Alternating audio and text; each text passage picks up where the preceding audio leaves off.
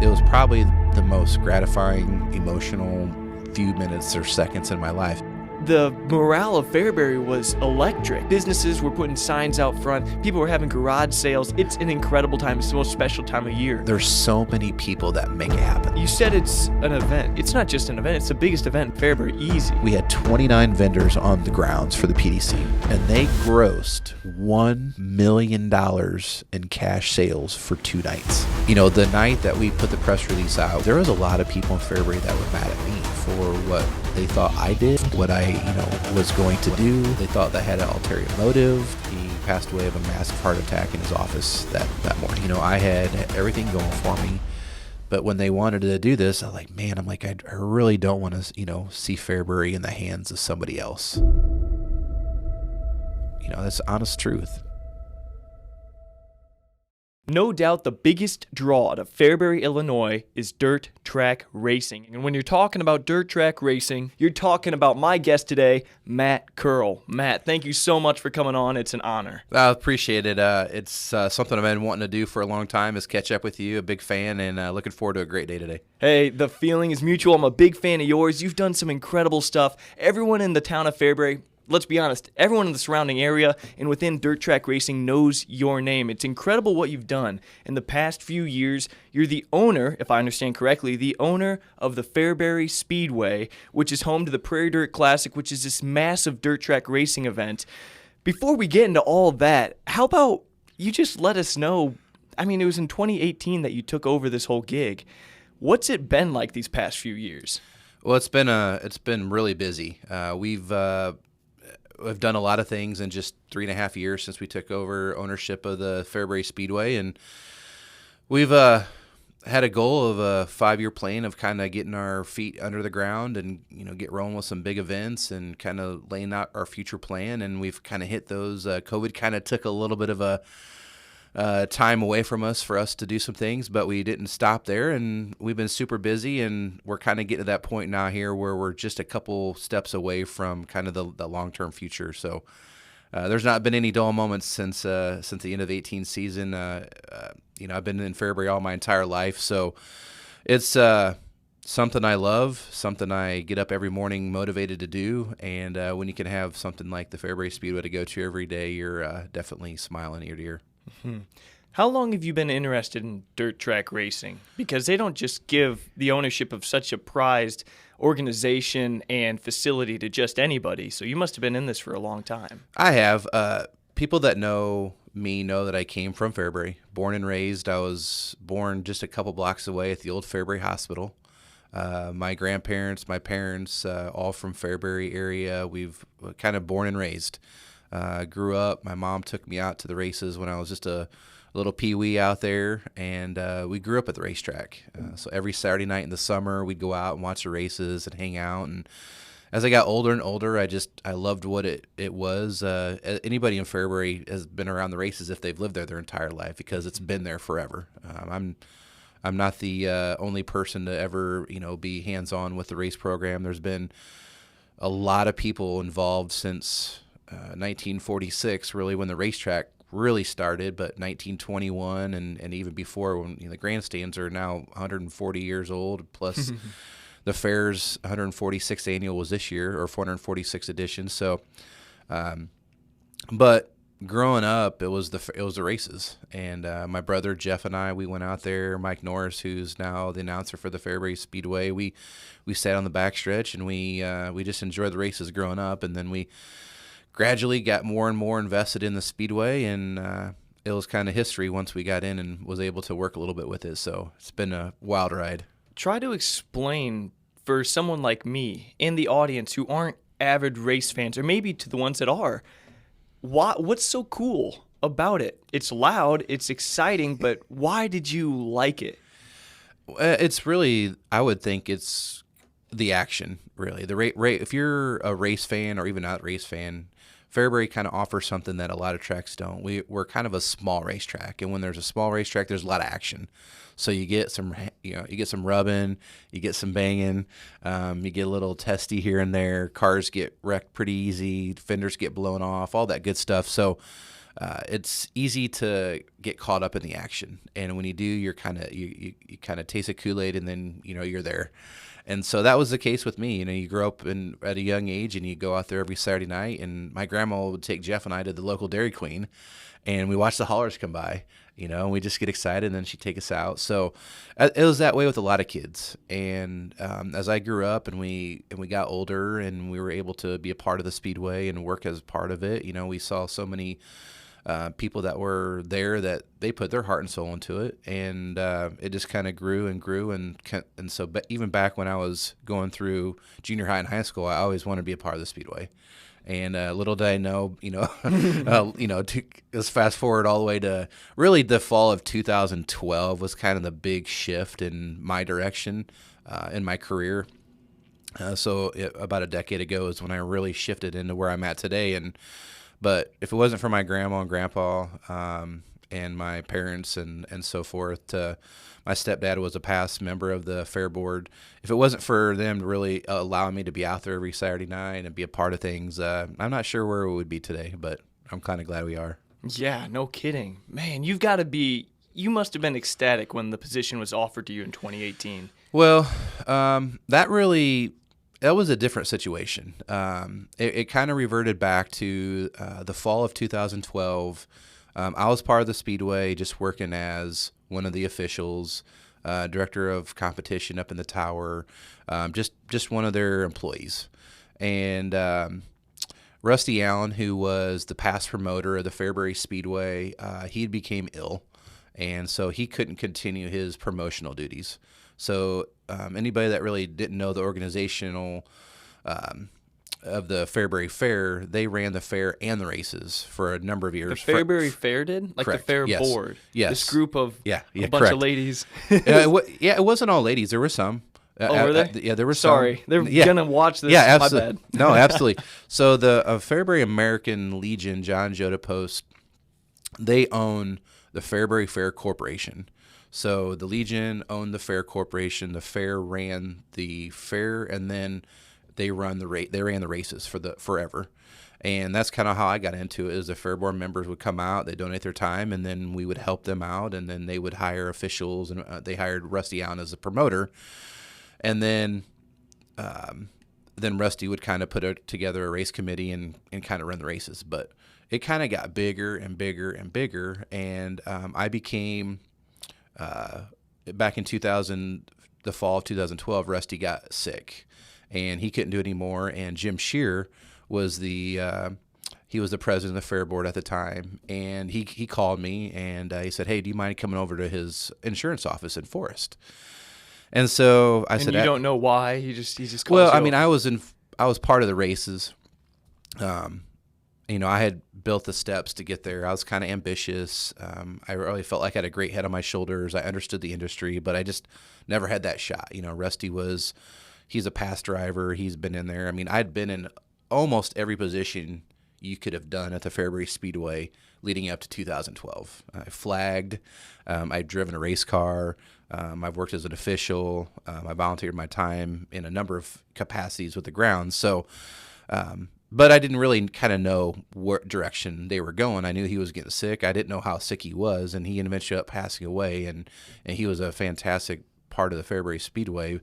But in November of 2012, Jim called me over. I sat down across from, just like him. He was at his desk, and he goes, "I want you to be the next promoter of the Fairbury Speedway." And I was like, "Wow, that's big. That's pretty big, And he goes, "We've all seen it for a number of years coming down the path. You've done everything you've helped out in every capacity. You got a great head on your shoulders." And so I said, "Well, this is a big deal here, because Fairbury, we had through the 2000s, Fairbury's always had great racing. We've always were considered one of the good tracks in the country.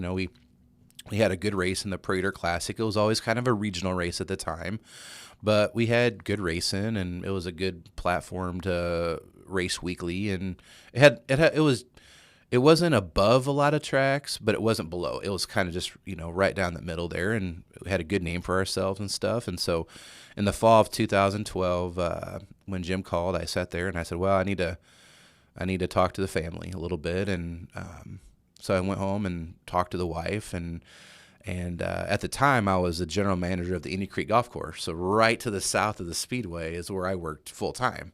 I was the general manager of the Indian Creek Country Club. And so the promoter of the Fairbury Speedway wasn't a full-time gig. You know, you worked, it kind of was, but it wasn't in essence of like pay and hours. You know, it was, you worked on Saturdays, but there's a lot of behind the scenes work that went Monday through Saturday. And so, wife, she's been fantastic. She said, if this is what you want to do, you know, go for it. So, we made a decision on, to put me in that position. And, that was really the start. I mean, he gave me my break, and I can tell you if it wasn't for that meeting, I wouldn't be sitting here today. Mm-hmm. And, so we went right at it, and Jim told me, he goes, I want the biggest and best race in the country at Fairbury. How do I get it? I said, I won't let you down. I was like, I can make that happen. I said, it's going to take some time, but I feel like the people that we can surround with good people, we can have the community buy into it, that I feel like that we can get there. Really quick, before we move on, this is exciting. Yeah. Just to clarify, Jim is what? What's his position? He was the president of the Fair Board at the time in fall of 2012. And thus the president of the racetrack as well. Correct. So he was the lead Grand Poobah. You know, he was the Fair Board president. He then had committees, the race committee, the fair committee, but he was the go-to guy of the Fair Board in 2012. So when Rusty got sick, then he hired me in 12 to promote the Fairbury Speedway. And as a promoter, your role, you're not the owner or anything. Nope, had no ownership stake. I was paid weekly $150 to promote the track. So it wasn't a lot of money, but right. I did it. And honestly, the Fair Board never got paid anything either. The Fair Board were all volunteers.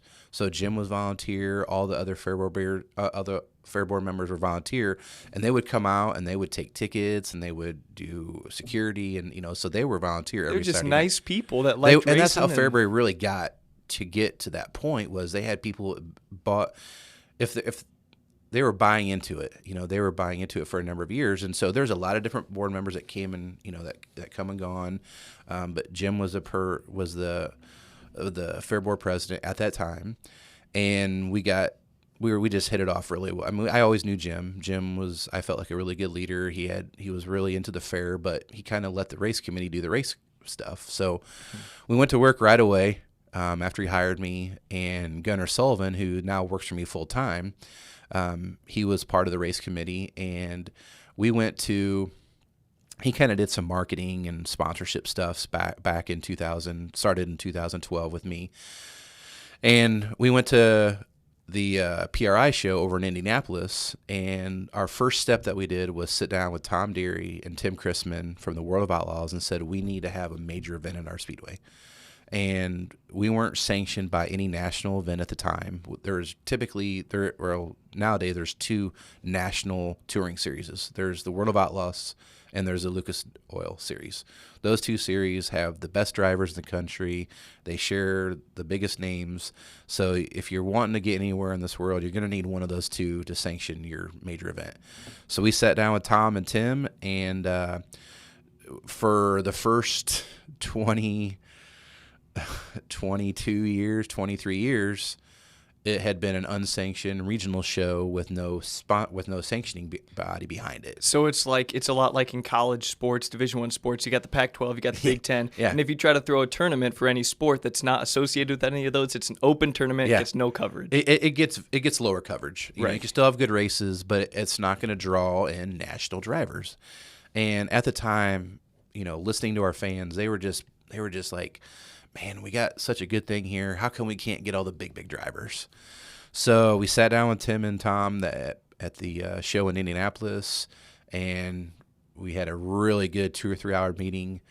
Typically, the PDC always was on Labor Day weekend. Every year it was on Labor Day weekend. And I truly felt that for us to have a national event, we need to pull away from a holiday weekend. We need to almost make our own holiday. Mm-hmm. So fortunately, the World of Outlaws had the last weekend in July. it was a perfect match with us leading up to Cedar Lake, which was another good race they had on their schedule. And we kind of made it a summer classic. And the Prairie Dirt Classic name started in 1990 was the first Prairie Dirt Classic, and we kept everything, the name and the tradition, only we moved the date. So now we have like a summer date where there's no school, there's, no holiday, and we could build off that. So we came out of that meeting in Indianapolis in 2012, fall of 2012, with a new date for the PDC. First ever 20,000 to win show, and it had so much hype. I mean, the fans were like busting out of the seams, and really we could see where the light was going and where the direction was going from that meeting in December, and that wasn't until July of the next year in 13. So things were starting to evolve pretty fast. And so what the World of Outlaws was doing for you was basically getting your name out there and associating the Prairie Dirt Classic with their name, which has so much credibility. So everyone sees it, and then the big-time drivers that everyone in Fairbury and the surrounding areas are wanting to come, they're like, well, if they're at the World of Outlaws, I'm in. Yeah. What was the cash prize before this? 10,000 to win in 12, 20,000 is what we started with in 2013, a 2-day 20,000 show, and this last year it was 50,000 to win with a $50,000 bonus, which Brandon won. So the winner took him $100,000. Oh my word! So just in a decade, we were able to take it to that. But getting back to 2013, that was 20,000 for a 2-day show is as big as they get. So we had put our footprint on the map, and our name was out there. We still hadn't had the race yet, but everybody was gearing up for the World of Outlaw PDC, something we hadn't had in July. How would it take? How would it kind of evolve? How would it turn out? And so we built and built and built that, through the spring, and we got into summer. And everybody was hyped up. The fair board was really excited to, take that weekend and see where it went. And we were growing, and our ticket sales were good. Our camping was going really good, and we felt like it was going to be a great event. It was going to be a moneymaker for the Fairbury Speedway, Fairbury American Legion Speedway at the time. And we were just, looking at the World of Outlaw drivers, and we're gaining our driver's list, and it was getting as huge as it could. It was gearing up to be a unbelievable weekend. And then everybody's heart stopped.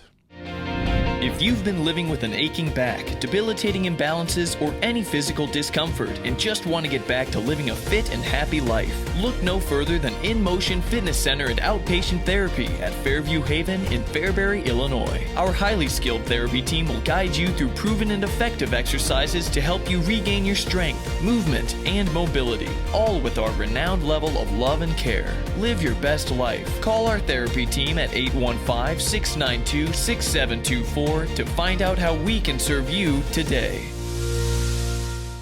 1 week prior to the Prairie Dirt Classic, my wife and I were expecting our first baby, our first and only baby, and we were down in Bloomington, and I got a phone call from Mike Norris, and he said that Jim Shear passed away. He passed away of a massive heart attack in his office that morning. The president of the whole operation passed away in a blink of an eye. The leader of the Speedway, the leader of the fair, everyone's leader out there, someone I looked up to, and I knew what he gave me, that opportunity, and in a blink of an eye he was gone. And more than anything, I was sad. I'm an emotional guy anyway. I care for a lot of people. I don't hold grudges. I just a guy and his dog's out here on the road, and I'm like, man, I wish he had a better life, and that's who I am. But in that moment there, I really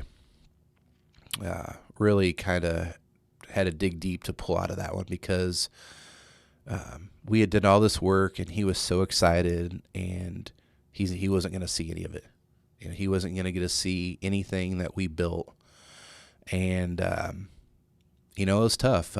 I can remember going out to the fairgrounds at night when we got home from our doctor's appointment, and the rest of the fair board was just in disbelief. Jim had so much information that he had so much things that he had on his plate that he had ordered or, had in place for the PDC and the fair. And we just all kind of sat there and we're like, just didn't know what direction to go. And this is 1 week before the biggest race that Fairbury, was going to have in its history to the time. And so we just dug deep, we dug deep. The team came together at the time. We didn't really have time to do a whole lot and to think a whole lot, but there was a lot of things that were unknown. Jim had things that he didn't share with us just because that's what leaders do, bosses have stuff and so we had to make calls and we had to make sure we had stuff covered up. So we took Friday night, Saturday, Sunday, Monday, we just took all those dates and we prepared for what we were going to get into. And we wanted to, after the first couple of days, really kind of cleared off and we could, try to get ourselves regrouped and composed. Everybody wanted to do it for Jim then. We wanted to represent him and make him proud. And, I still do that to the day, but, when we're, just an emotional wreck, we get into that week and we open the gates up on Wednesday and people are coming in and then we get weather. And something, we've been truly blessed on with the PDC is that the weather's been pretty good. And we've been very lucky.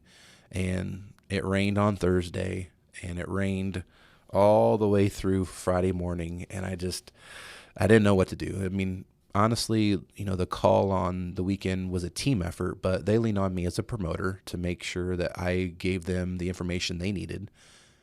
And so as we're going through the afternoon, I just didn't know. It was kind of one of the first times. I hadn't even really, I just got into promoting, literally hired the year before. And now we're getting up to our biggest season and it's been raining all morning.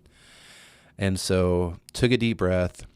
And the races go Friday evening to Saturday night. Yeah, so we have 2 nights of racing. We have a preliminary night on Friday night where we do racing, and then we come back on Saturday and race Saturday. Mm-hmm.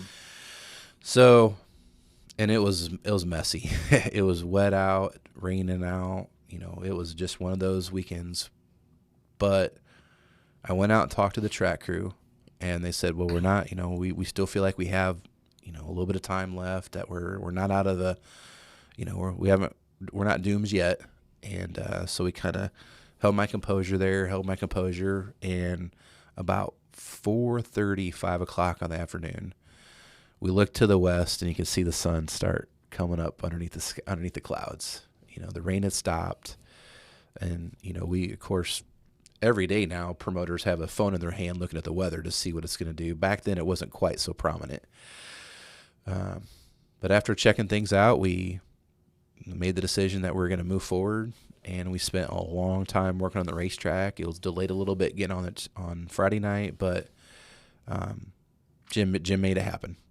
He made the sun come out, and we got Friday night in, and Saturday night's races were unbelievable. The 3-wide finish coming to the checkers on the 100th lap was what Fairbury got to kickstart where I'm at today, where Fairbury Speedway is today. And from there, it's kind of downhill. It showed the country that Fairbury should be on a national stage. A lot of people around our area that came to Racing Weekly never thought that Fairbury could go 100 laps without rubber nut, meaning the track would be one groove and no pass and no excitement. Mm-hmm. Well, we went 100 laps, and not only do we go 100 laps, but it came down to the final corner. And that's kind of been our MO for Fairbury Speedway, is that it's produced some of the best and incredible 100-lap features in the history of dirt track racing. And so we're really proud of that, but that's how it got started. That's how the PDC started. Adversity, excitement, tears, and what a first year for you. Yeah. Unbelievable. Unbelievable. And after the PDC got over, we couldn't really we couldn't keep our heads down or anything, because the fair follows the PDC a couple weeks after. So for people that are involved with the fair and the races, which the fair board was at the time, they were spread thin just from the week of racing, but then they had to turn around and work the fair for 2 weeks. Mm. So it was a tough year, but a good year. It's almost like God was testing you, seeing, hey, if you make it through all these trials and tribulations, you're going to be set up for success later on. It's kind of like a weird way that life works. The more adversity you persevere through, the better equipped you are to have success later on. It's really incredible to hear that story. You had Jim pass away, who's a friend and the biggest component of that whole operation. You have the weather not easing up until the very last second. You have to make massive decisions everyone's kind of counting on you for. The stress had to be unreal. And then did you have your kid that? So I had her in October. Oh, okay. Or, I'm sorry. We had her in June. So Jesselyn's 9 now. So she was born June 6th of 2013. So we had her that summer.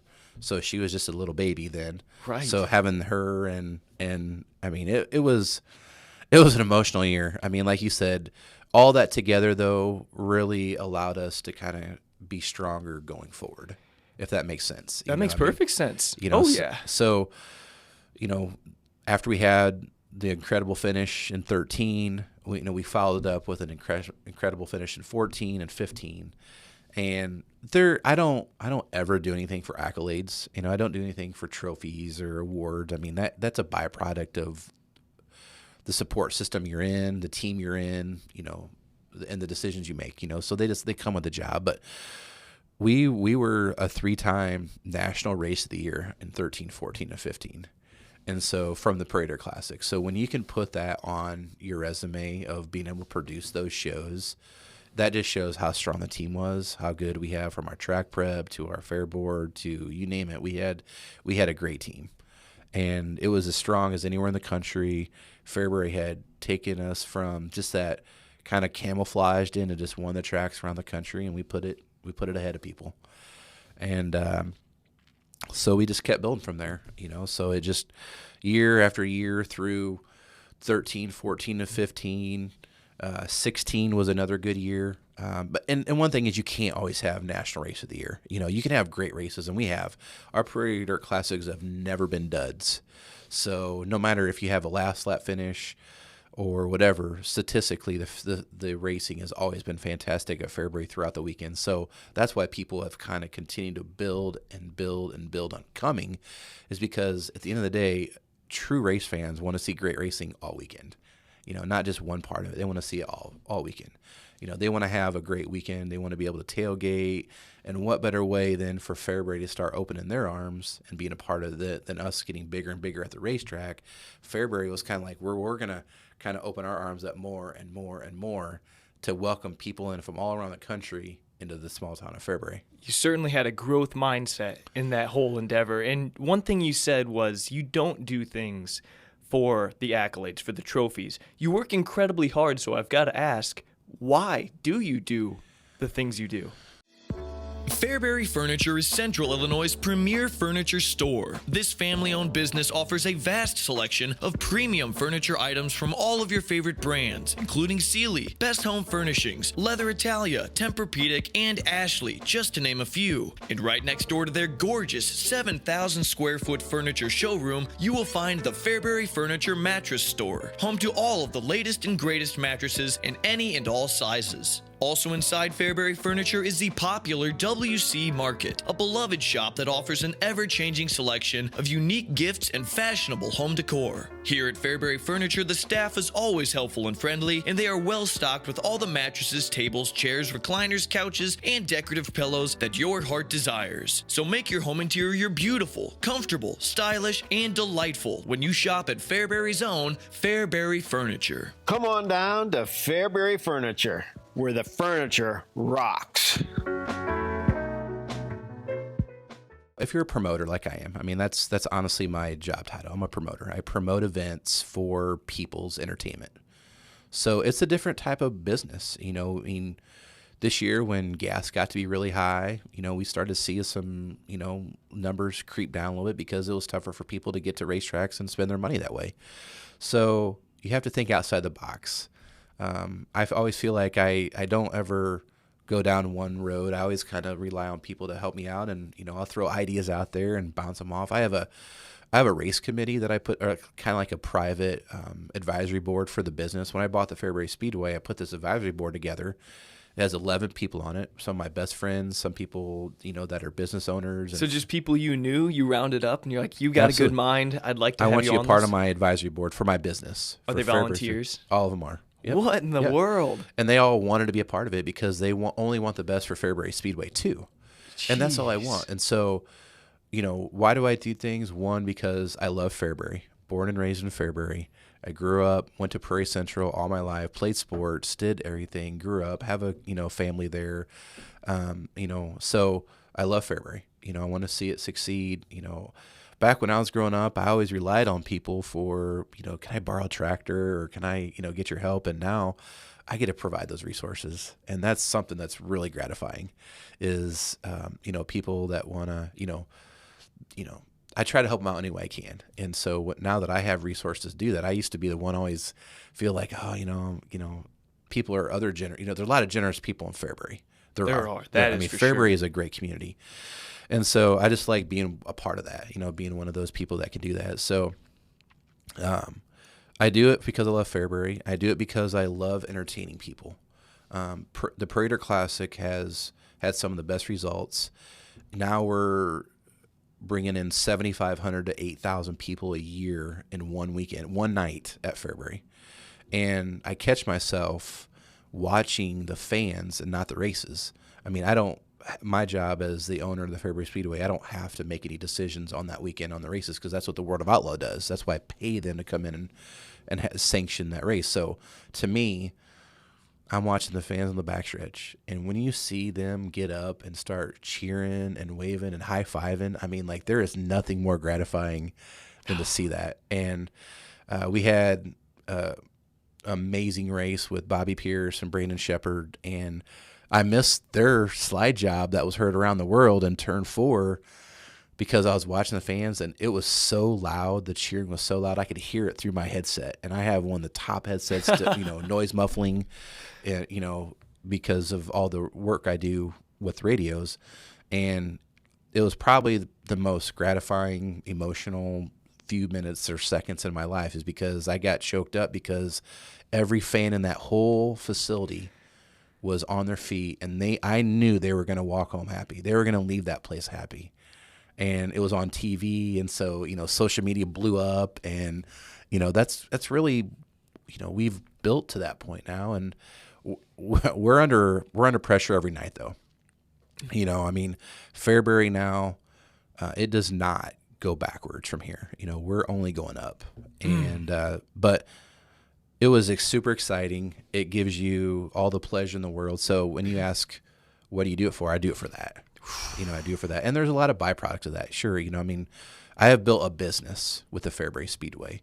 So kind of getting back a little bit to the transition on how it got to the Fairbury Speedway is in 2017, the Fair Board. So when Jim passed away, they shifted in some different positions, and Leroy Rodriguez was the new president of the Fair Board. And Leroy does a lot of stuff. He does a lot of stuff. I see him all the time at the fairgrounds in the golf cart. Yeah. I thought he was security. I see him working with Dave's. He's practically a part owner or something. I don't know. Maybe he even is. Yeah. But he just does a lot of stuff. Leroy, if you're watching this, you're the man. Yeah. No, he worked all the way up till the end of the 18 season. And then he's no longer at the Speedway. So the transition into the Fairbury Speedway went through the Legion, and so the Fair Board, and there's still some hard feelings out there with some people. So back in 2017, Leroy and the Fair Board hired me full time. So back at the end of the 2016 season, the Fair Board came to me and says, "We're getting so big with the races, we need someone to work full time." So they hired me away from the Indian Creek Country Club, and I went to work for the Fair Board and the Legion full time for a year. So it was a good year. We were able to integrate, continue our success, build. And when everybody else had full-time jobs, I was able to kind of keep, the nucleus together, promote our races, work on marketing, sponsorships, you name it, growth that way. So that was 2017. good season. And then at the end of the 17 season, I get a call from Tom Deary from the World of Outlaws. And he calls me and says, Matt, he goes, I want to hire you as a new series director of the World of Outlaws. And I'm like, wow, that's like the top job. Like there is no other job in the country that was like the series director for the World of Outlaws. And I was like, man, Tom, I'm like, this is a huge opportunity. And so he called me on a Wednesday and he goes, well, I need you in Charlotte on Monday. You know, I'll fly to Charlotte. And we had our banquet on Saturday night. He goes, you know, he sent me a package on Thursday. He goes, I need you, and I need to know what your answer is, you know, a couple days. And then if it's yes, I need you in Charlotte on Monday for 4 days to start our season. And this was in November of 2017. Wait a minute. You just had a kid, though, not too many years before that. 13. Yep. 13, yeah. 13. Yep. So were you going to move? Nope. So that one of the packages we had was, and the package was I could stay in Fairbury. I could just travel from Fairbury. So the World of Outlaws sanctioning body is home base in Concord, North Carolina. But we race all over the country. They don't even race in North Carolina. That's just where Dirt Car and World Racing Group is. Just the headquarters. The headquarters. And so we had gone through a couple back and forths, and you know now we're sitting. You know, I'm sitting with a wife and our 4-year-old daughter, and you know we're sitting there, and man, I'm like, I really want to follow this dream of mine. You know, I mean to go from being a promoter in 13 and fall 12, and then now just 4 years later, having the opportunity to be, you know, one of the top people in the industry. And that title of series director with the World of Outlaws, what would that entail? Just so really that quick? means that I basically run all the sanctioning body for the late model series. So I made all the decisions, scoring, schedule. I had 8 full-time people underneath me. We had a traveling series that went around and ran all the World of Outlaw races that now come to Fairbury. So, I mean, it was a big deal. I have to imagine it was a pay increase, too. Yeah, very big. Yeah. I mean, but it also was very demanding. So we had 62 races on the schedule. We went to 18 different states. It was a lot of travel. And so sitting down with the wife and the daughter and talking about that, you know, I really wanted to follow a dream of doing that and being in the industry. And the opportunity that Leroy and the Fair Board gave me was fantastic. And it was a tough decision. I mean, for them to hire me and then just to leave 1 year later, I mean, that's not easy to do. You know, they instilled. Did you have any feelings of guilt with that or anything? I didn't. And the reason I don't is because I grew up and I worked for a lot of great bosses. And I always felt like they always wanted me to always pursue and better myself and my family. So every time that I would work for somebody, if I had the opportunity to increase and better my family, they would be supportive. And so I just took their philosophy and I kind of instilled that in me. So I didn't really feel that way because I was bettering my, you know, and on the other hand, too, I was never going to leave Fairbury high and dry. You know, I mean, like, I'm going to still live in Fairbury.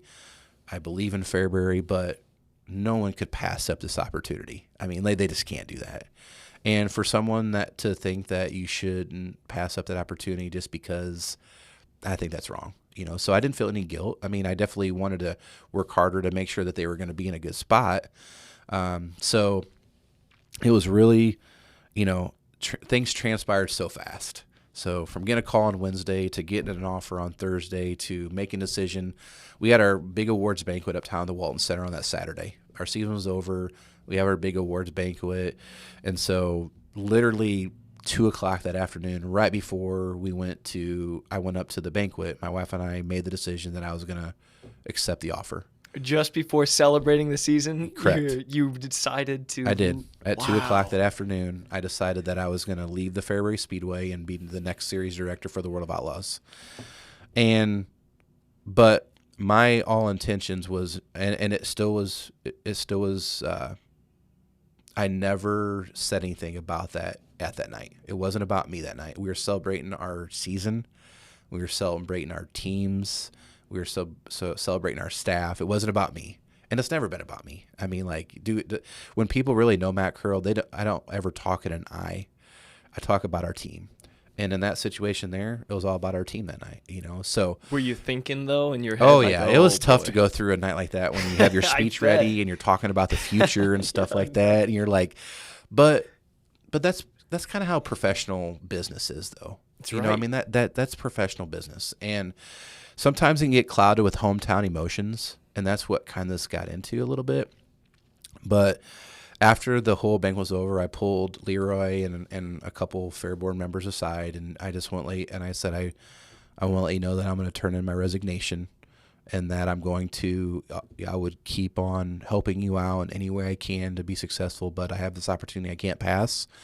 And of course they were disappointed. You know, we just got off 1 year of being full time with them, and we were looking into the future. And so that was that was November of 2017. And so then we got done at 12:30 that night, having a great night and enjoying the banquet. Sunday packed, and I was on a plane at 6 a.m. Monday morning to head to Charlotte. What did these guys say to you when you did make that? If you would care to let me know. No, I mean, really, it was they were in kind of disbelief. I mean, honestly, they're like, really? No, you're kidding, right? Because we'd had such a successful year.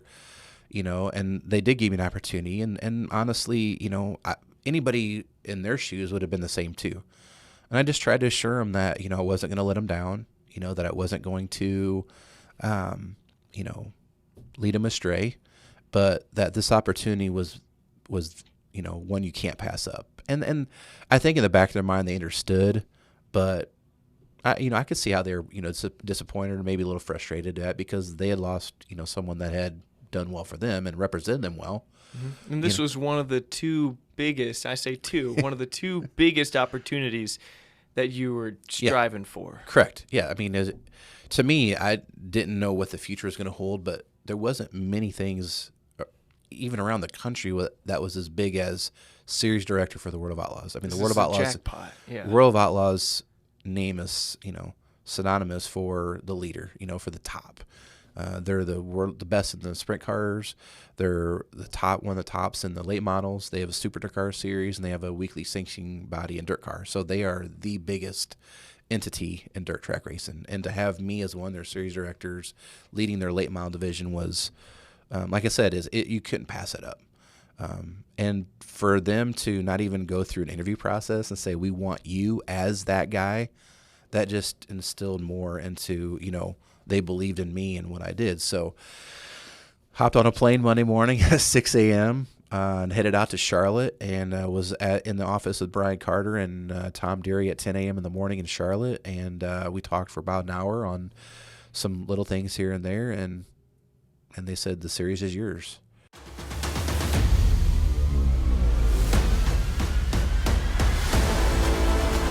The Compound, located on 800 North Division Street in Chenoa, Illinois, is a wrestling training facility for youth and high school freestyle, folk style, and Greco-Roman wrestling. Here we are driven to teach wrestling technique to athletes who strive for the highest levels of success in this sport. Athletes from the Compound have earned gold at IKWF, IESA, and IHSA state tournaments, as well as national and international competitions, and have gone on to wrestle for Division I colleges. For gold standard wrestling education and development, come to the Compound Wrestling Training Center in Chenoa, Illinois. And it was incredible. It was incredible. Spent 4 days in meetings and getting to know the staff and starting to build when you're with the World of Outlaws, it's not just one race. It's you're doing 40 PDCs for the country. And so when you're the sanctioning by that, it's a lot of work. What was neat about it was I was going to be able to do that a lot from home. You know, so I built a new office. I kind of renovated my room in the basement, put in a kind of like you got, you know, your home office where you could do your work and then go upstairs and, you know, hang out with the family. So, and then the tough part, so we're traveling. I mean, you would have to get on a plane on Thursday, and then you wouldn't get home till Sunday morning or Sunday afternoon, so you were away from the family a lot. So I enjoyed it. I enjoyed the travel. I loved talking to promoters, and it was a fantastic 2018 season. Arguably one of the best in their storybook career of champions. We had Mike Marlar, Chris Madden, and Brandon Shepard. And you may not know those names, but those are top names in the countries. And those three drivers were part of the World of Outlaws that year. And they came down to the last weekend to determine the champion for the World of Outlaws in 2018. So we had a fantastic season. We had fantastic drivers. The team was awesome. The stories in and out of that season were incredible. I mean, when you go on the road, you see a lot of different things. And I took every racetrack I went to, I took at least 50 pictures of their property, concession stands, racetrack, equipment, you name it. I just built a Bible, put it in my brain, put it on paper, just kept building just for notes, not knowing where it would go, but I just kept building with that. And the season was fantastic. So everything I could have dreamed about, having the opportunity from Brian and Tom to have my own staff and, set travel. And, if I needed to hop on a plane to go somewhere to put a track in for 2019, I could, I had open reins to do whatever I needed to. That was best for the World of Outlaws. And that was incredible. I mean, not having any ceiling on something like that, and they believe in you. And one of the things I told Brian and Tom is why did you guys pick me? Why did you pick Matt Curl to be your? I mean, I'm just a kid from Fairbury, Illinois. Born and raised. I was a successful promoter at Fairbury, but why did you pick me?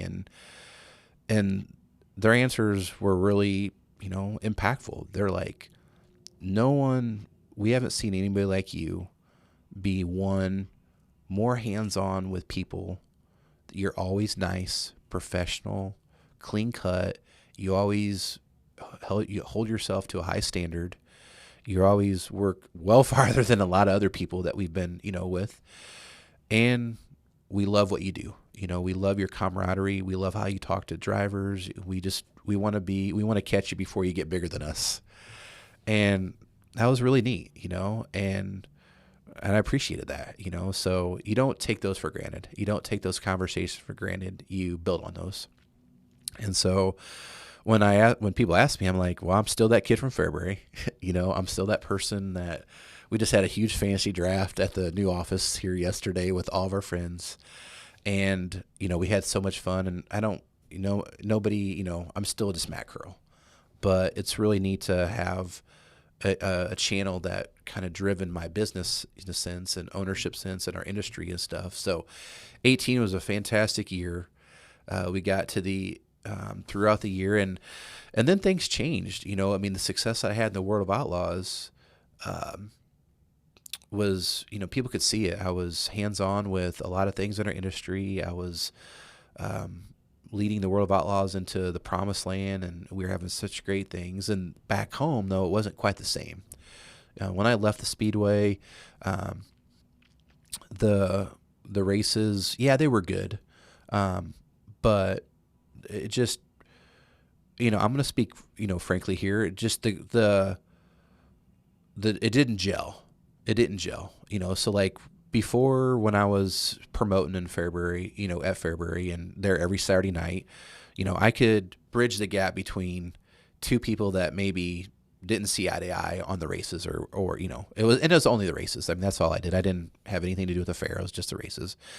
And so I could bridge that gap. I could keep people together. I could make sure that, decisions were being right, that people were treated right and stuff. And throughout the 18th season, it changed a little bit. The Speedway changed. Was there still good racing? Yes. Arguably, it was a good year in 2018 for the Prater Classic. It was still growing. It had some different things to it that maybe, I wouldn't have done, but that's part of things. You can't always have your way on stuff, and I wasn't a part of it anymore. I had offered to be an advisory in any capacity to them, and they really didn't want that. They wanted to kind of their own identity. They wanted to see what it was like without Matt Curl. And that was fine. I mean, I had plenty to do. I mean, I was getting a lot of frequent flyer miles, traveling around the country, doing a lot of great things with other racetracks and stuff. But right after the PDC, there was just a lot of gremlins between some of my best friends that have always worked there. Is that they just weren't happy. It just wasn't a good place to work anymore, and it just there was some grumblings and stuff. And just 1 year without you, and they're saying this.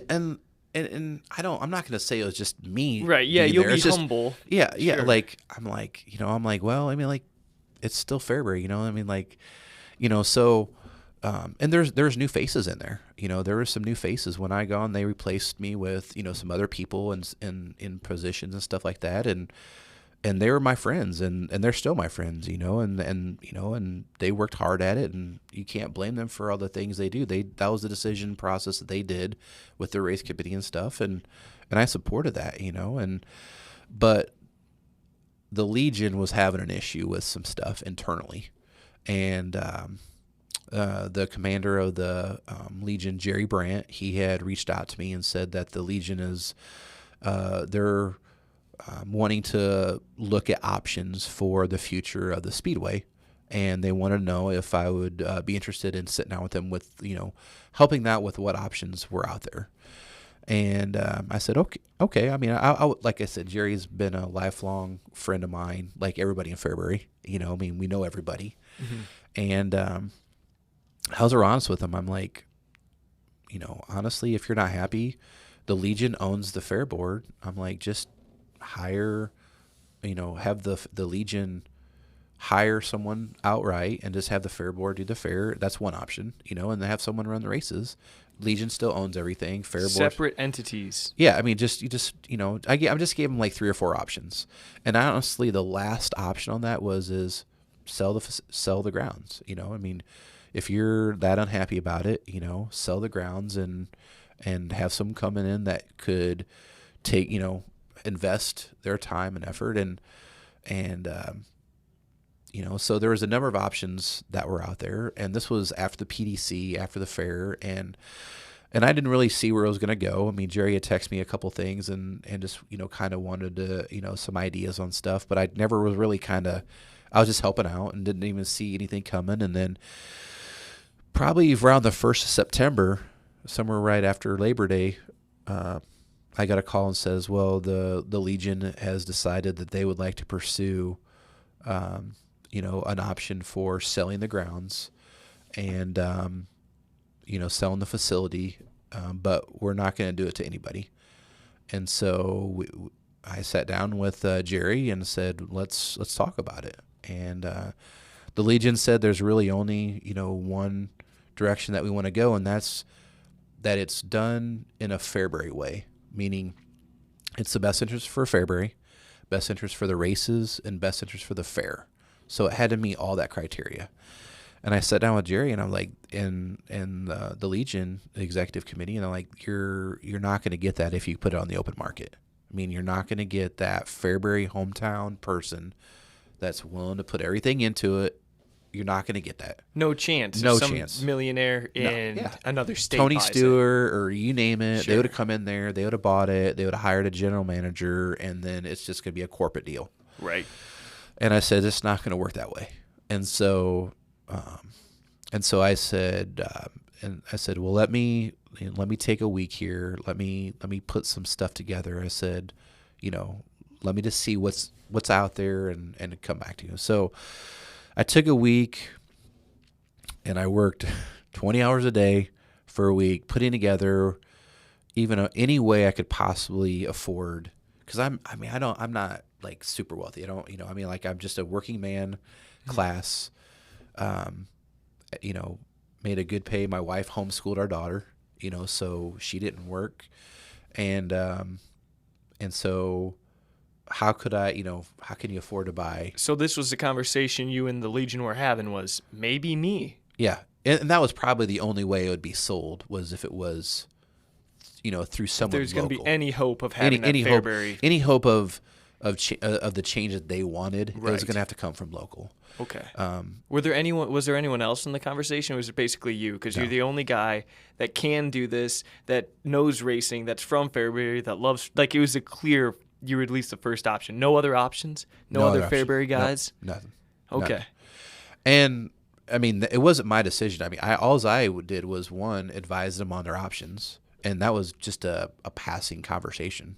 Here's a list of 5 things you can do, and, then when they decided on their own what they wanted to do, and that's their decision. I mean, I'm not a part of the Legion, not in any of their decision-making processes. Excuse me. They reached out to me, and so then I took that time, and I came back with a proposal to the Legion to purchase all the grounds and the assets. It wasn't the fair. It wasn't the Fair Corporation. It was strictly for me to purchase the assets of what's inside that fence. That's always been a fairgrounds at the Fairbury Fair forever. I mean, that's a big deal. The real estate. Correct. That was my offer to them, and then from there I had put together kind of it wasn't on a napkin, but it was on a proposal that would keep the American Legion as part of a Class B shareholder with my new corporation that I'd build. So, because it needed to be a business, and that was one of the reasons why the Legion decided that it needed to go another direction, was because it was getting so big. It was a nonprofit organization, and when this thing was getting so big, it was very tough for them to be nonprofit. What did they do with? Surely there's a huge profit coming in. If it costs this much to keep the lights on and they're making this much in ticket sales, what happens with the profit? Well, they invested a lot back in there to it. I mean, they did new bleachers, new bathrooms. They hired me full time, so they had worked that, but they just can't keep it. But no one other than myself was working full time. So there was most of them were all volunteers, and they were putting their heart. They were putting all their efforts into that and stuff. So, but that was as a Legion and the Fair Board, they had some head-to-heads. I mean, the Legion hires the Fair Board, and the Fair Board runs the races in the fair. That's how it was forever. Mm-hmm. But the Legion owned it. They were the bosses. They were the lead people, and they just, when they had some adversity with the Fair Board, they just they could do what they wanted. They owned it. One moment. Okay, so I'm going to let you continue on that, but just for people that don't know, the Legion. What is the Legion? How many people are in this Legion at Post whatever it is in Fairbury? Yeah, so the John Joda Post 54 American Legion in Fairbury, I mean, it has a lot of members, but they have a executive committee of 10 people, I think it is. Of key decision makers? Yeah, key decision makers. So their bylaws, they hire and fire the Fair Board members, and it's not really firing, but they do that with the Fair Board, and then the Fair Board runs it under the direction of the Legion. So they're the boss, and so. But as the American Legion, what is that? Is it I'm sorry. It's the Legion is kind of like the VFW. They're American Legion is past military people, that are retired, and they come together and they provide. So they do all the flags for the memorials at the graveyard, at the cemetery. It's like a club for veterans. Yes. A club for veterans, like the VFW is. The Legion homes. There's Legion homes all around the country. Mm-hmm. So that's who owned everything. Right. And they just ran out of their own decisions. They just wanted to run this racetrack, and then the racetrack started growing, and it's like, hey, this is a lot for us. First it was the fair, and then it was a fair and the races. Mm-hmm. And it became a lot for that. And so, like I said, there's a lot of stuff that I really don't know about it. All I know is that they were unhappy. They came to me wanting options. I gave them options. Honestly, at the time, really, I was on top of the world because I was running the World of Outlaws. I had everything going for me. But when they wanted to do this, I really don't want to, see Fairbury in the hands of somebody else. That's the honest truth. A clean car says so much about you. That's why you need to head to All American Wash in Fairbury. From our massive bays, superior lighting, and undercarriage washing capabilities to our high-powered jets, protective tri-gloss foam, and strong vacuums, you can be sure your ride will glisten like never before. Here at All American Wash, ease of use is a top priority. Our carefully designed app lets you scan your phone for instant access into our automatic bay while receiving discounted rates and free birthday washes. Our layout lets you get right back on the road without any uncomfortable turns. And we know Americans work long, hard hours, which is why we're open 24/7 for your washing convenience. We have staff on site every weekday morning from 9 a.m. to 11 a.m. to help with anything you may need. And we even offer purified drinking water for only 25 cents a gallon. Experience the highest quality wash in Livingston County at an affordable price when you visit All American Wash in Fairbury. So put together a proposal, and it had the Legion invested into it. It would break apart and reform a new fair board. So the fair board would be new, and we'd go from there. And the fair board would only do the fair stuff because they wouldn't own it. They wouldn't need to touch the races or anything. They'd only do the fair. And I would then take the assets and then continue the Fairbury American Legion Speedway, which was the goal at the time.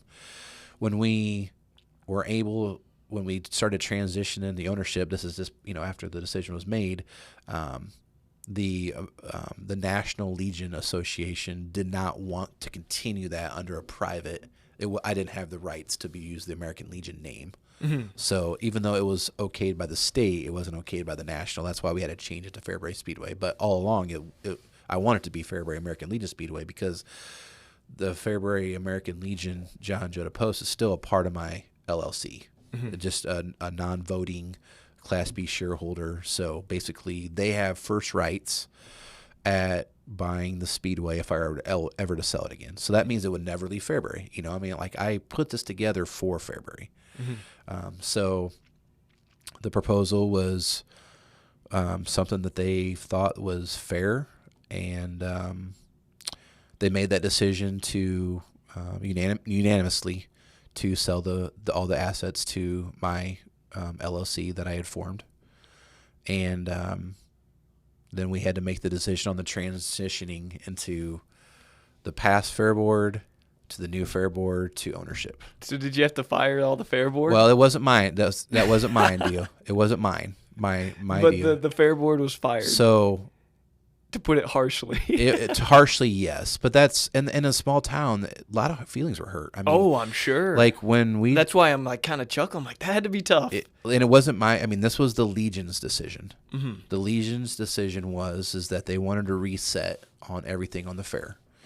And so, so Jerry Brandt, the representative from the Legion, informed the fair board members that that I would be buying it, that it was sold, that they were releasing all the fair board members.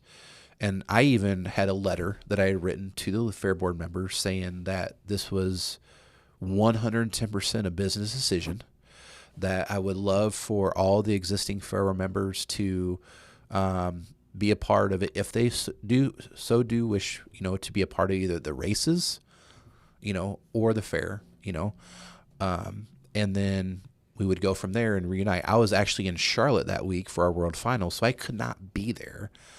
But when Jerry informed the Legion or the fair board members, the first person I called right after Jerry texted me and said it's done I called Leroy, because I wanted him to know that it wasn't personal. That him and I were friends. He hired me to be on there. But in a small town, that's not how it goes. Mm-hmm. He showed his frustration. He questioned why, and still to the day he doesn't talk to me. So there's still feelings out there, and that's fine. I understand that. It was tough. A small town, and you're let go from a volunteer position. And a guy like you, whose whole motor that's allowed all the success you've had to happen, it's your heart. Your heart is your biggest asset, and that had to hurt. You said you're an emotional guy. It did. There's a lot of people on there that were my, that are still my friends, and like I said, there can't be, when you're looking at as far as a business, and stuff, sometimes these things are in it. But in a small town, it's magnified by 1,000,000. I mean, people, they don't, they're just, people are different. Some people will accept and some people will not accept. Some people will forget and some people won't forget. And that's fine. That's part of what makes a small town. I mean, Leroy's an integral part of Fairbury. He works at Dave's. I mean, he's a good person. He's another name that just about everyone knows and everyone likes. Absolutely. So it was a tough deal. I mean, there's no question it was a tough deal. The night that we put the press release out, which was the same night that the Legion let the Fair Board go, there was a lot of people in Fairbury that were mad at me. There was a lot of people that were upset with me for what they thought I did and, what I, was going to do. And, they thought that I had an ulterior motive.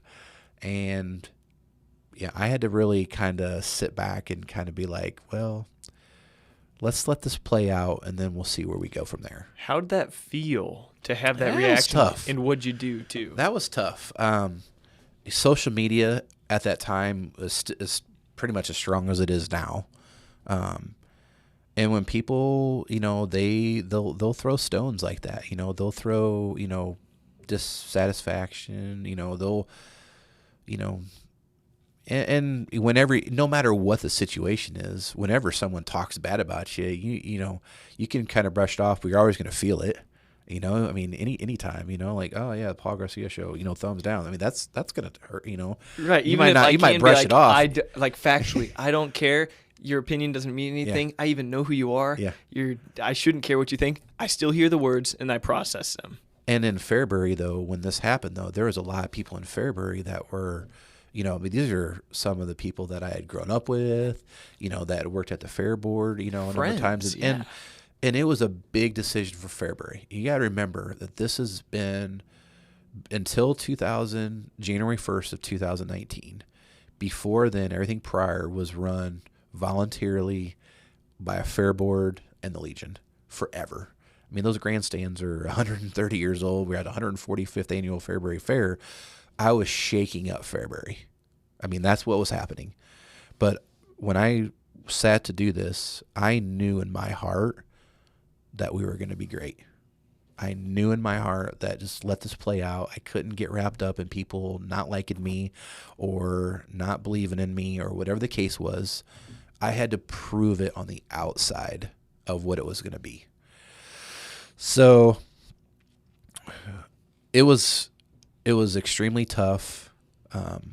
Before that even happened, I had to sit down in Tom Deary's office and tell him I'm resigning. And so from the World of Outlaws. The same year that you accepted it, right?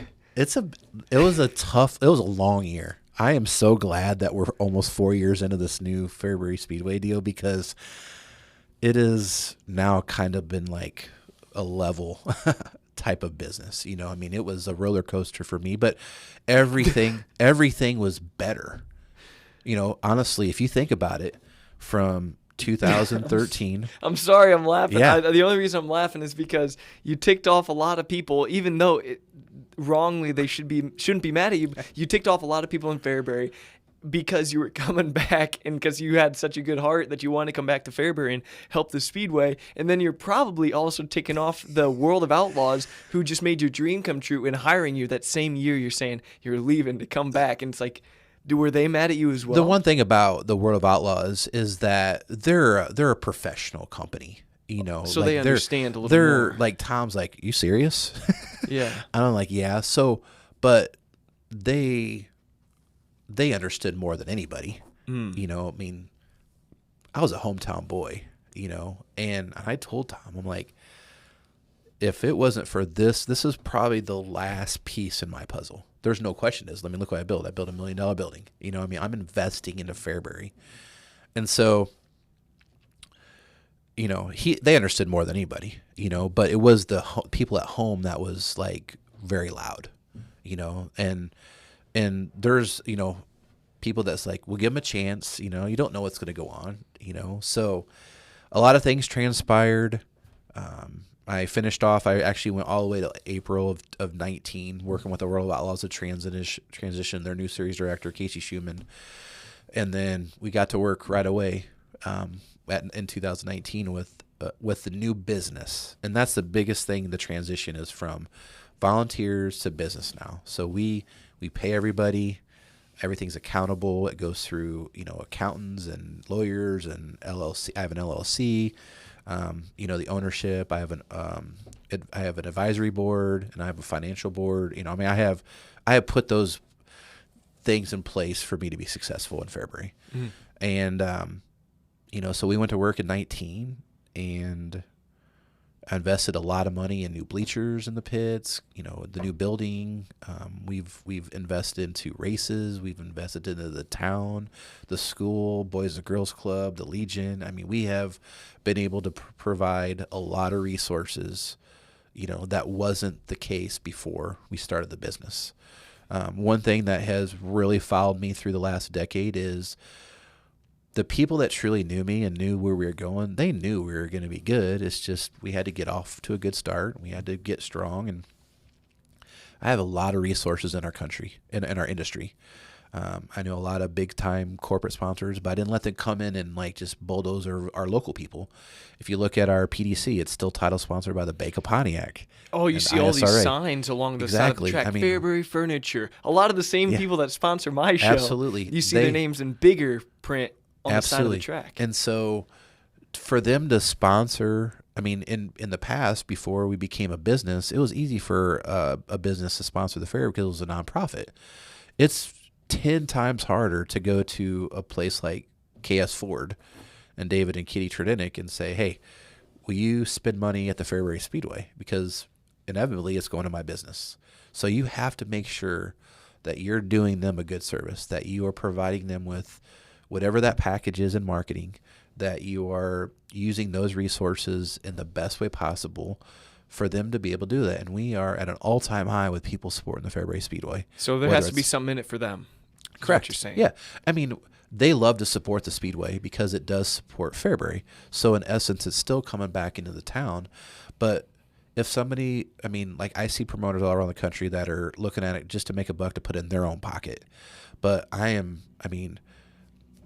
be honest with you. There was a tweet that went out at the PDC that was, they called me greedy, and I was mad because that's not the case. I'll give the shirt off my back. I'll give, that is the last thing that I am, and that's not, and I don't feel like that's fair, So it had to do with the PDC, and we just weren't we were gobbling up all the money that people are bringing in. I'm like, you know how much money comes into Fairbury that year? In 2021, which was to date the biggest PDC, because this year we were down just a smidgen with gas prices economy and stuff. But in 2021, we had 29 vendors on the grounds for the PDC, meaning food vendors, T-shirt trailers. 29 total for the PDC, and they grossed $1 million in cash sales for 2 nights. $1 million in cash were spent at the PDC. That's how much money came in just on my grounds. Can you imagine what was at Casey's and Dairy Queen and the hardware store and just coming in tax dollars and Kilgus's? People come to Fairbury. The PDC is now an event. It's not just a race. PDC, yes, it's technically a race, but it's an event. Now we opened the doors on Wednesday. We had a small singer on Wednesday night, brought more people in. Singer? Yeah. Wait, who was it? Well, we had entertainment on. We had entertainment on Wednesday night, and then Thursday night we had Dirty Grass Souls band, which they're going to be big someday. So we brought more people in on Thursday than we've ever brought in, and then we had our 2 nights of racing. And so this year we were right at 7,500 people for the week on Saturday night. And wait, I'm so sorry. 7,500 people came to the races? They were in my grounds on Saturday night of the PDC. 7,500 people. 7,500 people. And that's the city of the town of Fairbury, 3,800. Yeah. And then 75 were on your real estate. Inside the grounds. They were in the grandstands watching that feature on Saturday night. Unbelievable. Yeah. So, that's just how, that comes in, spends that money. They're spending it everywhere else, too. It's a big weekend for Fairbury. Plus, Pontiac hotels were full. Chenoa, even Gilman. Gilman had people. They were bringing people over there for hotels on, there's only 25 minutes away or whatever. because Fairbury's not the, no hotels, so they have to go stay somewhere. Plus, we had nearly 600 campers in Fairbury. So, I mean, it's built into an event. So, as far as, getting back to, the assets of the Speedway and what we're investing into the town. And so, there's, it's been a good transition. It's been a good way for us to get to where we're at now. And we're not going to stop here. We're going to continue to invest in the grounds. We're going to invest into new bleachers. We're going to invest into roads for the campers so we don't have as much mud, from the rains and stuff. I mean, and we love being a part of helping out the school and the Boys and Girls Club and the Legion and the Shriners Children's Hospital that we do the golf outing for. I mean, we've raised over $100,000 in the Shriners in just the last number of years. The MDA for muscular dystrophy with Oscar, I mean, he's at $130,000 now since we've got going with that. So the resources that we're being able to provide from our platform of the Speedway is we're really just starting. No, and I've got to tell you this, because what's most fascinating about this conversation, one of the fascinating aspects of it, is that people were mad at you for a while. Some people might not even like you. Very few people might not like you. It was the change. Right. I mean, they didn't know what the fair was going to look like. I mean, a lot of people don't even know that I don't even have anything to do with the fair other than I leased my whole entire grounds and equipment to the fair board and the fair association for no cost. Like, I don't get a dime for the fair. And then we partner up with the fair. I partner up with the Fair Corporation for all the vending. And this is a lifetime deal, isn't it? Yes, it's like they will, as long as the races are still there. As long as I own it, they get that lease is 0% for every year. And then if I ever sell it, the Legion gets first rights at it back in their own pocket again. So, like, it's not going to go to someone outside of Fairbury. Right. And I just want to tell you, though, that it's so interesting hearing that some people were upset with you, wrongly, I believe, but still, you said it's an event. It's not just an event. It's the biggest event in Fairbury, easy. There's a reason that on the Welcome to Fairbury sign, there's a big old race car on a dirt track right at the bottom. It is you probably have people telling you this all the time, but I know the people of Fairbury very well. Everyone loves the races. Yeah. It's the pride of Fairbury. It's incredible. For the past few years of my life, especially when I lived in Fairbury with my dad, when we would be outside and we'd just hear from a mile away the crowd erupt. We would see the clouds glowing with light because there's so much light at the fairgrounds, fireworks at the fairgrounds. Everyone, for the weekend, for a few days even, because now it's a multi-day event, the morale of Fairbury was electric. People saw new people driving around. Businesses were putting signs out front. People were having garage sales. It's an incredible time. It's the most special time of year. Bold statement, but it's easily true. It's the most special time of year in Fairbury, the Prairie Dirt Classic. The population of Fairbury much more than doubles. That alone is insane. It's incredible. Everyone's posting on Facebook about it. Whenever I meet people here in Normal or anywhere in Illinois, I talk about Fairbury, and it's either some will know Dave's, but most people know that's where the dirt track racing, right? Prairie Dirt Classic. It's incredible. That's how I connect everyone to Fairbury, is the Prairie Dirt Classic. So it's more than special. It's the pride of Fairbury. And I just want to tell you that on behalf of everyone in Fairbury that, well, thank you. Thank you for such a special thing. Well, and I'm very humbled by that. I mean, I can't leave out, there's so many people that make it happen, though. It's not just me. Yeah, I have great ideas. You can thank a few. Yeah, and I do. I mean, believe me, I want to. I mean, like, I have to thank, honestly, all the past Fair Board members, going back prior to when I purchased it. I mean, I was part of that, a volunteer and track official. I mean, they set a great groundwork. I mean, they did. I mean, it wasn't like I picked something up from the dead. It was, right. I mean, I just made it better. I knew that I had more resources. I knew that I had more knowledge and more time, and I could invest into it. And I knew where we could go with it, and, so somebody that's been instrumental with me since the time I really got into promoting has been Gunnar Sullivan. Everybody knows Gunnar. He's been there a lot longer than I have. Honestly, like his name's synonymous for a lot of the reserve seating, camping stuff. He's a guru on social media.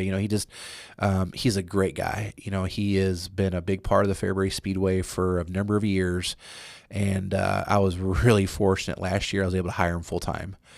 So to have him on my team now every single day is just incredible.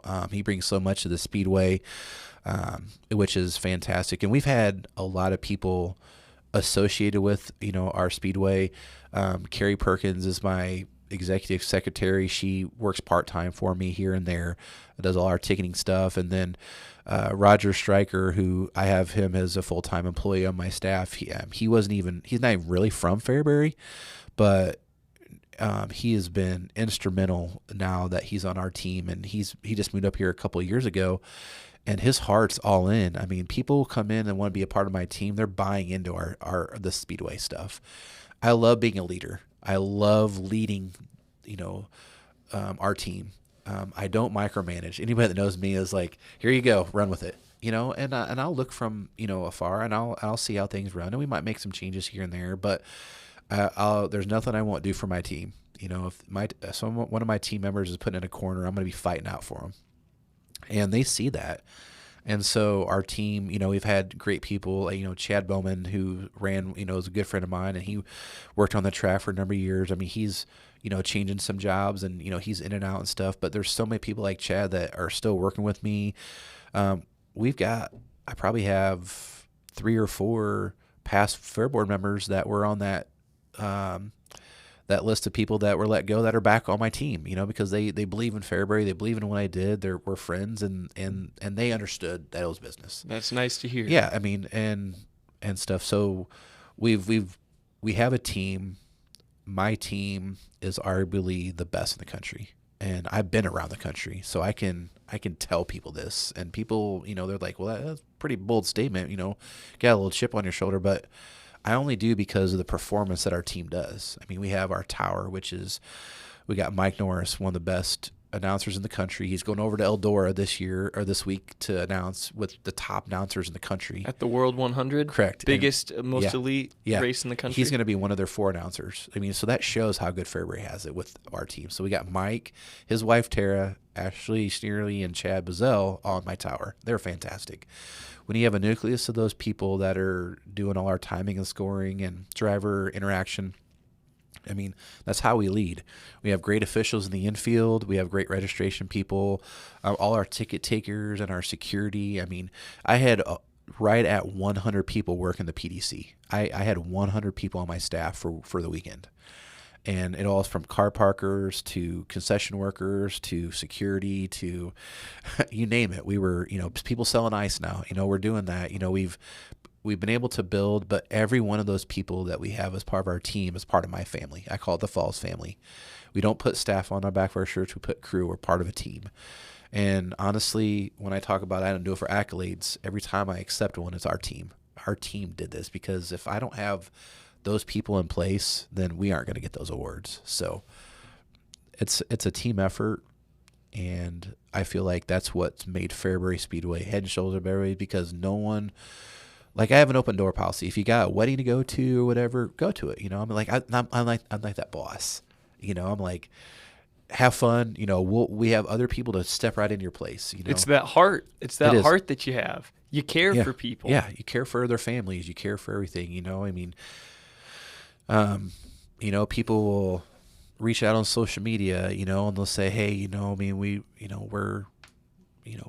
have a granddaughter that's going through some cancer. Would you be able to donate some tickets? I mean, I donated like $2,000 worth of tickets last year just for people that, might need a little bit of money for their family or something. I donate some race tickets so they can auction them off or whatever. I mean, race parties, whatever I can do and that fits in our mold, I do. And it's so cool, because that kind of comes back full circle to the beginning of this conversation when you said that it's because so many people have helped you. Yeah. In your early life, that you're so willing to give back. Great leadership, and then I think the biggest, probably, there's been a lot of instrumental people that have allowed me to get to this point, but none other than my wife. I mean, how many wives are going to let you change jobs in like 4 years straight? You know, I mean, we didn't even know what the direction was going to look like. You know, went from a long career in the golf course industry to then I'm going to add promoter to that list and do 2 jobs for 4 years. Then I'm going to get back on and do just promoter duties. Then I'm going to go on the road for 20 months. Then I'm going to own our own business. I mean, that's not easy to do as a family. So, you know, I got to put a lot of, you know, thanks and love and support from her because she's gone through a lot. You know, she's taking care of our daughter, Jesslyn. She's held down our, you know, house. She homeschools our daughter. You know, she's as big as rock as I have, you know, and there's a lot of ups and downs in relationships when you're on the road like that and stuff. So, you know, we're still, you know, as good as we've ever been, and we're, you know, looking for a great future. So it's exciting. They say behind every good man's a great woman. Seems to be the case here. She's strong. You know? I want to ask you a small question and then an important question as we get towards the end of this conversation. First one, people want to know, where do we rank where does the town of Fairbury's dirt track event, where does that rank among the nation's dirt track events? It's tough because it's tough to put a number on it. So I'm just going to say that we are in an elite status. So there's only, I would say that we are in a handful. You have the World 100. You have the Dream. There's the North-South. There's what's considered crown jewels in our industry.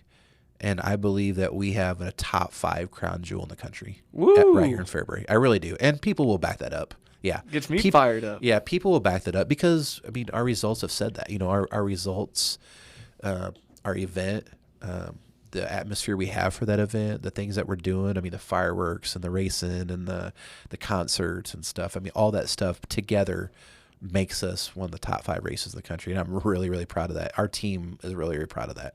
It's funny because I'm proud of that, and I have nothing to do with racing. People get motivated. I mean, that's the thing. Like, when I talk to people around Fairbury, they're not real big race fans. I tell them what's going on and all this stuff. They're like, man, we need to get out there. And, you know, so we have a really neat Falls Cup stuff that we do with our weekly racing stuff. We have sponsors that come in and do the Falls Cup stuff, and we give away quite a few tickets to those. And one thing I try to do is, if you've never been to the Fairbury Speedway, I want to try to get you there. So we give a lot away free tickets so I can get you there the first time. Then I hope we put together a product that you won't want to miss another race. That's where it's good for me, is when you come there, we wine you, you know, we dine you have good food there, and we watch great racing, and they're like, man, I want to go back. That's fun. So that's my philosophy, is get new people to the Speedway, people that may never even seen a race car on a racetrack, no matter what age they are, and buy them into it. And then they're going to come to Fairbury, and they're going to spend money, and they're going to be part of, you know, the town of Fairbury's family. Yeah, that's exactly what the owner of the UFC, Dana White, says. He's like, look, we're just trying to get you in there, and once you're in there, you're in there for a long time because you'll love it. And that's what it is at the Speedway. Yeah. People get there, it's electric. I've never heard anyone say it's kind of lame there. No one says that. It's unbelievable. It's electric if you live within a mile of the dirt racetrack. It's incredible. Last question here, though, for you. For people that are watching this, especially from Fairbury, what can we expect for the future, the next few years of the Fairbury Speedway? What's it going to look like? What goals do you have? Yeah, that's a great question, and definitely we're excited about the future. We just finished up our new office complex that we built on the grounds this May, and I do want to mention that when building that office complex, that we put in all the resources, all the building came locally. We did everything. When I say local, we had all the business local. We provided it local. We had local business contractors. I invested that money right back into Fairbury with that building. I did not go out of I would say everything local. Consolidated Building Center, who, Edelman Electric or something, were they working we had Pope Joy's. We had the new, we had Alexander's at the time. They moved over, you know, into new ownership out there. But we had so many people throughout the Fairbury, Eddie Ricketts, Tom Scher. I mean, just if they were a sponsor or they were local, we somehow we try to invest them, get them invested in the Speedway on stuff. So having that there was a big part of now what we can do in the future. So, we're going to host some little things in our hospitality area, and we're doing some renovations. We're trying to grow with the fair. As part of me owning the Fairbury Speedway, I have to have a seat on the fair board.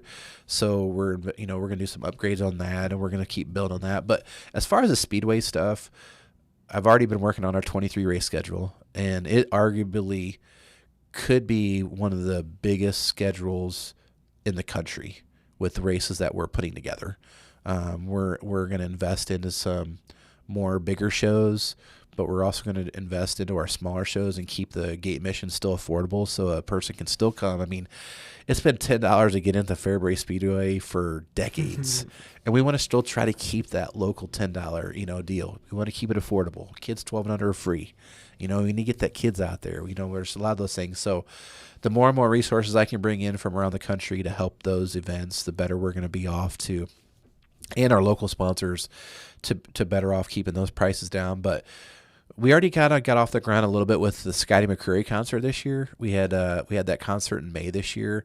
That was insane. It was and then awesome. John Montgomery came to the Fairbury Fair. Yeah. So the fair there. does a concert, and then I did my own private concert that we did in May with Scotty McCreery, and that was fantastic. We had 2,500 people there, and right now what's really cool is I'm in negotiations with my management company down in Nashville. And I'm just about ready, probably this week, to put an offer in on 2 different artists. So we're gonna. Can you tell us who they are? I can't do that yet. I can't. I know. I'd love to, but we're gonna take another step up. So where the PDC, grew and grew and grew year after year, Sky McCreery was perfect. But people don't realize that I had $108,000 into that event. That's my own money, $108,000. So you have to have people that come. You have to be able to pay the bills. I didn't make very much money that night. I think I made like $6,000, like total, if you just P&L sheet, just one straight event. But I mean, so now I want to take another step. So you can just imagine, we're not going to come backwards. We're going to go forward. So who the heck? Okay. I'm saying that's like incredible, so. though. Yeah. So like, there's going to be Scotty McCreery is huge. He is really good. So I mean. We'd love to get, as we look forward, there's definitely a group of artists that are around that don't come around through the area a lot, but that would fit really good with Fairbury. So, we're looking at different artists like Cole Swindell and Jake Owen and just different guys like that is continuing to put out big hits in the country. I mean, we're definitely a country area. Oh, for sure. I mean, conservative Christian country. No one will be very good with Snoop Dogg. So, so I would definitely want to take one more, keep on doing our one concert a year on there, have a great race program, and then kind of make sure that we just define our grounds as being immaculate, keeping our grass mowed and keeping everything sharp and painting things and, always keeping things fresh. So want to make it really respective and make it look good. I know I get a lot of people that say, man, the grounds look fantastic, because we put a lot of pride in those. We have just a lot of people that make it happen. So I'm super excited, and the future is certainly bright in Fairbury. Oh my gosh. Matt, what you've done for the town of Fairbury and dirt track racing, as big of a thing as that is to say, I mean, you've done a lot for that whole world, the industry. Dirt track racing's on the rise. I see it on TV at the gym now. What is that all about? And it's just amazing to come from Fairbury. You give a lot of people a lot of reasons to be proud to come from that town. And man, thank you so much for the conversation today. Thank you for doing what you do. It's been a pleasure talking to you. Thank you very much, Paul. It's been a fantastic day, and like I said, the future's bright. Sweet, man. All right, everyone, thank you so much for listening to that episode of the Paul Garcia Show. That was Matt Curl. God bless, and have a great week.